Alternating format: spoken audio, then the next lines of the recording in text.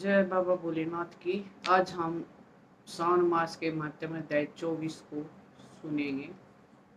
श्रावण मास के माध्यम 24 में भगवान विष्णु के अवतार और पृथ्वी के कष्टों को दूर करने वाली कथा पर केंद्रित है।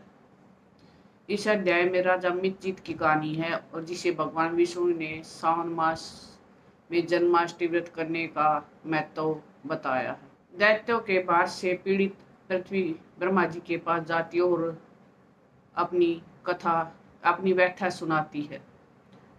ब्रह्मा जी और देवता क्षीर सागर में विष्णु के पास जाकर पृथ्वी की पीड़ा का वर्णन करते हैं और उनसे प्रार्थना करते हैं। विष्णु ब्रह्मा जी और देवताओं की प्रार्थना को सुनकर देवकी के गर्भ से पृथ्वी पर अवतार लेने का निर्णय लेते हैं। आज की कथा में ये सब वर्णन है। वासुदेव जी कृष्ण को लेकर गोकुल जाते हैं और उनका पालन पोषण करते हैं। आज की कथा अब हम संक्षेप में कहेंगे। शुरू करते हैं। ईश्वर बोले, हे ब्रह्मपुत्र, पूर्व कल में दैत्यों के बाहर से अत्यंत पीड़ित हुई पृथ्वी बहुत व्याकुल तथा दीन होकर ब्रह्मा जी की शरण में गई। उसके मुख से वृत्तांत सुनकर ब्रह्मा जी ने देवताओं के साथ क्षीर सागर में विष्णु के पास जाकर स्तुतियों के द्वारा उनको प्रसन्न किया। तब नारायण श्री हरि सभी दिशाओं में प्रकट हुए और ब्रह्मा जी के मुख से संपूर्ण वृत्तांत सुनकर बोले, हे देवताओं, आप लोग डरे मत। मैं वासुदेव के द्वारा देवकी के गर्भ से अवतार लूंगा और पृथ्वी के संताप को दूर करूंगा। सभी देवता लोग यादव का रूप धारण करे, ऐसा कहकर भगवान अंतर्ध्यान हो गए। समय आने पर वह देवकी के गर्भ में उत्पन्न हुए। वासुदेव ने कंस के भय से उन्हें गोकुल पहुंचा दिया और कंस का विनाश करने वाले उन कृष्ण का वहीं पर पालन पोषण हुआ। बाद में मथुरा में आकर उन्होंने अनुचरों सहित कंस का वध किया। तब पूर्ववासियों ने आदरपूर्वक यह प्रार्थना की कि कृष्ण, हे महायोगिन, हे भक्तों के अभय देने वाले, हे देव, हे शरणागत वत्सल, हम शरणागतों की रक्षा कीजिए। हे देव, हम आपसे कुछ निवेदन करते हैं, इसे आप कृपया करके हम लोगों को बताएं। आपके जन्मदिन में के कृत्य कोई भी नहीं जानता। यह सब आपसे जानकर हम सभी लोग उस जन्मदिन पर वर्धापन नामक उत्सव को मनाएंगे। अपने प्रति उनकी भक्ति, श्रद्धा और सौहार्द को देखकर श्री कृष्ण ने अपने जन्मदिन के संपूर्ण कृत्य को उनसे कह दिया।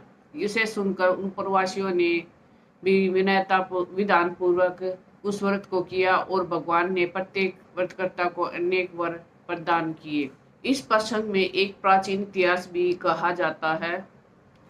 अंग देश में उत्पन्न एक मितजीत नामक राजा था। उसका पुत्र महासेन सत्यवादी तथा सन्मार्ग पर चलने वाला था। सब कुछ जानने वाला वह राजा अपनी प्रजा को आनंदित करता हुआ उनका विधिवत पालन करता था। इस प्रकार रहते हुए इस राजा का अकस्मात देवयोग से पाखंडियों के साथ बहुत काल पर्यंत सहचार्य हो गया और उसने संसर्ग से वह राजा अधम परायण हो गया और राजा वेद शास्त्र तथा पुराणों को बहुत निंदा करने लगा और वर्णाश्रम के धर्म के प्रति अत्यधिक द्वेष भाव से युक्त हो गया। ये मुनि श्रेष्ठ बहुत दिन व्यतीत होने के पश्चात काल की प्रेरणा से वह राजा मृत्यु को प्राप्त हुआ और यमदूतों के अधीन हो गया। यमदूतों के द्वार पास से बांधकर पीटते हुए यमराज के पास ले जाते हुए वह अपने पीड़ित व दुष्टों की संगति में के कारण उसे नरक में गिरा दिया गया और बहुत समय तक उससे यातनाएं प्राप्त की। यातनाओं को भोगकर अपने पाप के शेष भाग में वह पिशाच योनि को प्राप्त हुआ और भूख और प्यास से व्याकुल वह वैश्य के शरीर में प्रवेश करके रहने लगा। वह उसी के साथ पुण्य दायनी मथुरापुरी चला गया और वह पासी के ही रक्षकों ने उस पर पिशाच को उसके गृह से निकाल दिया। तब वह पिशाच वन में तथा ऋषियों के आश्रम में भ्रमण करने लगा।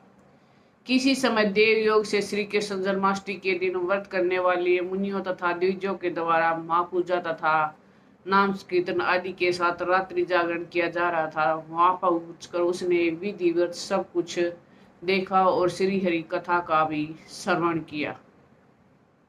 इससे वह उसी क्षण पाप रहित पवित्र तथा निर्मल मनवाला हो गया और यमदूतों से मुक्त हो गया और प्रेत योनि से छोड़कर विमान में बैठकर दिव्य भोगों से युक्त विष्णुलोक में पहुंच गया।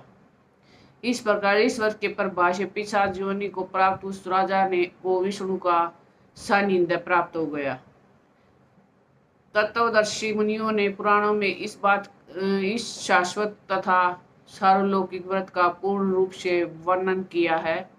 सभी कामनाओं को पूर्ण करने वाले इस व्रत को करके मनुष्य सभी वांछित फल प्राप्त कर लेता है। इस प्रकार जो कृष्ण जन्माष्टमी के दिन इस शुभ व्रत को करता है वह इस लोक में अनेक प्रकार के सुखों को भोगकर शुभ कामनाओं को प्राप्त करता है।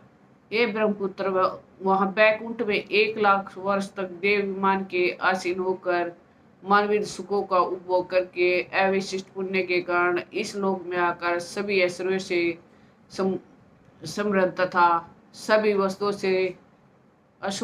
से सभी अशुभों से रहित होकर महाराजाओं के कुल में उत्पन्न होता है। वह कामदेव के समान स्वरूप वाला होता है। जिस स्थान पर कृष्ण जन्मोत्सव की उत्सव विधि लिखी हो वहां सभी सौंदर्य से युक्त श्री कृष्ण जन्म सामग्री किसी दूसरे को अर्पित की गई हो अथवा उत्साहपूर्वक अनुष्ठित व्रतों से विश्व सृष्टा श्री कृष्ण की पूजा की जाती हो वहां शत्रुओं का भय कभी नहीं होता। उस स्थान पर मेघ व्यक्ति की इच्छा करने मात्र से व्यष्टि करता है और प्राकृतिक आपदाओं से कोई भय नहीं होता। जिस घर में कोई देव की पुत्र श्री कृष्ण की चरित्र की पूजा करता है वह घर सब प्रकार से समृद्ध रहता है और वहां भूत प्रेत आदि बाधाओं का भय नहीं होता। मनुष्य किसी के साथ भी शांत होकर इस व्रतों का दर्शन कर लेता है वह सभी पापों से मुक्त होकर श्री हरि धाम को चला जाता है। सावन मास माध्यम अध्याय 24 संपूर्ण। सावन मास के माध्यम अध्याय 24 में सावन के महीने में भगवान शिव की पूजा व्रत दान और के महत्व को उजागर करता है। इस अध्याय में भक्तों को भगवान शिव की कृपा प्राप्त करने का और उनके आशीर्वाद में अपने जीवन में सफल बनाने के लिए प्रेरित करता है। प्लीज़ हमारी वीडियो को ज़्यादा से ज़्यादा शेयर कीजिए, अपने शास्त्रों का ज़्यादा से ज़्यादा प्रचार कीजिए, ये भी एक सेवा है। अगर हमारी वीडियो में कोई त्रुटि हो जाए तो कमेंट्स करके जरूर से जरूर बताएं। राधे राधे।